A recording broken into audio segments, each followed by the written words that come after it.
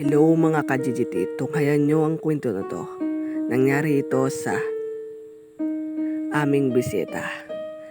Nangunguha sila ng shell sa dagat. May isang matandang tingin na tingin sa kanila. Ngunit hinayaan lang nila ito. At dumilim na at umuwi na sila. At sa gitna ng gabi, himbing ang kanilang tulog. At gumalantang sila sa sigaw ng isang kasama nila. Tulong!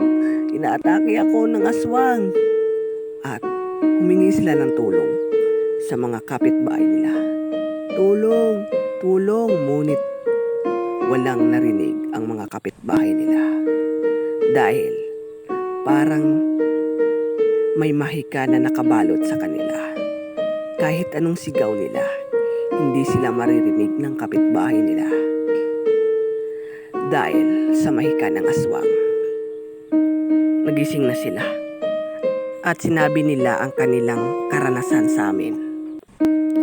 Sabi ng hinila ng aswang kagabi, ang nakita niya daw na itsura ng aswang, isang malaking paniki at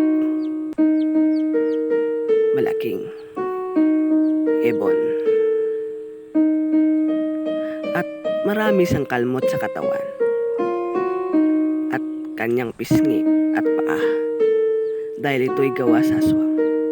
Sabi ng tita ko, ang mga dayo daw ang ginatripan ng mga aswang dahil dayo sila sa lugar namin.